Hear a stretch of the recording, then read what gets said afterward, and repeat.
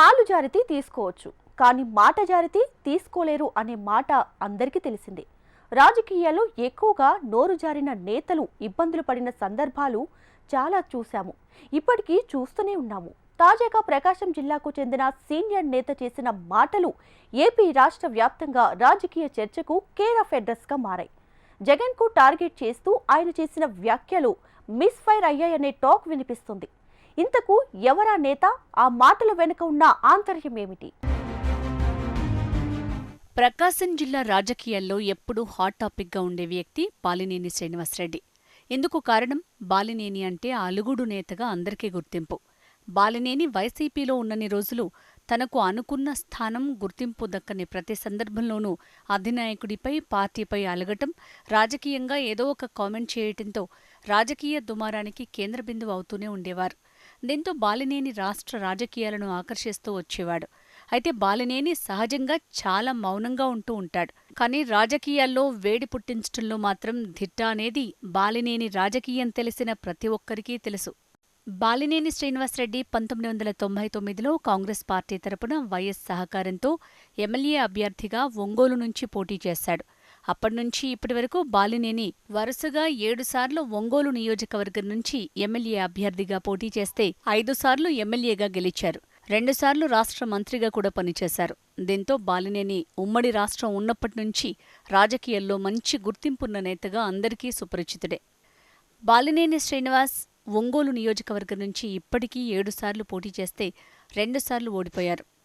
2014లో ఒకసారి, 2024లో మరోసారి ఓడిపోయారు. 2 సార్లు ఓడిపోయింది కూడా తెలుగుదేశం పార్టీ అభ్యర్థి దామచర్ల జనార్దన్ రావు చేతిలోనే.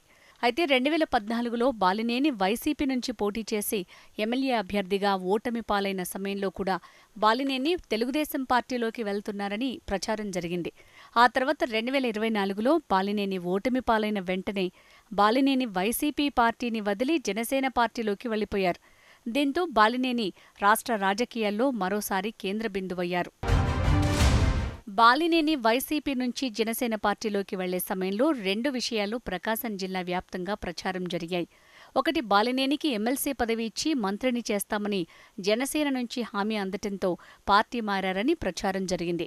మరో విషయం ఏంటంటే బాలినేని వియ్యంకుడు భాస్కర్ రెడ్డి ఆస్తులు కాపాడుకోవడానికే పార్టీ మారారు అనే ప్రచారం జరిగింది.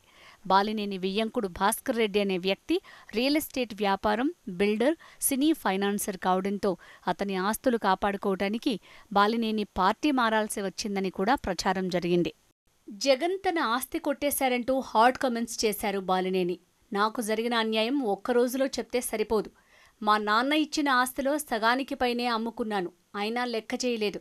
సవాల్ చేస్తున్నా గత ప్రభుత్వ ఎమ్మెల్యేలపైన విచారణ చెయ్యండి, నా మీద కూడా విచారణ వేయండి. ఎవరు తప్పు చేశారో, ఎవరు కోట్లు సంపాదించారో తేలుతుందన్నారు బాలినేని. జగన్ నా ఆస్తులు కాజేశారు. ఆ ఉక్రోషం, ఆ బాధ నాకు, నా కుటుంబానికి మాత్రమే తెలుసన్నారు. బాలినేని పార్టీ మారిన సమయంలో జరిగిన ప్రచారంలో 2 విషయాలు మరోసారి ఇప్పుడు మళ్లీ చర్చలోకి వచ్చాయి. దీనికి కారణం బాలినేని జనసేన పార్టీ ఆవిర్భావ సభలో చేసిన కామెంట్లే. బాలినేని ఆవేశంతో ఊగిపోతూ వైసీపీ అధినేత జగన్పై చేసిన కామెంట్లే బాలినేని రాజకీయ భవిష్యత్తును నిర్ణయిస్తున్నాయని అంటున్నారు. పవన్ కళ్యాణ్ను ప్రసన్నం చేసుకోవటానికి మాత్రమే జగన్పై కామెంట్లు చేశారని వైసీపీ నాయకులు ప్రచారం చేస్తున్నారు. బాలినేనికి ఇస్తానని చెప్పిన ఎమ్మెల్సీ పదవి లేకుండా పోవడంతో పవన్ దృష్టిలో పడాలని ప్రయత్నం చేస్తున్నారనే గుసగుసలు వినపడుతున్నాయి. తన వియ్యంకుడి ఆస్తులను జగన్ లాక్కున్నారని బాలినేని కామెంట్ చేశారు.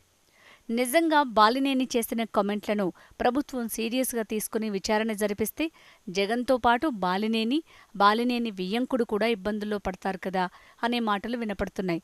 ఇవేవీ కాదు అంటే ఎన్నికల సమయంలో జగన్పై షర్మిల చేసిన ఆరోపణల మాదిరిగా ఇక నుంచి షర్మిల పాత్రను బాలినేని రీప్లేస్ చేయనున్నారా అనే వాదన కూడా వినపడుతోంది. మొత్తం మీద జగన్ బంధువైన బాలినేని రాజకీయంలో జగన్కు ఓ చెప్పులో ముల్లులా మారతారా అనేది చూడాలి మరి.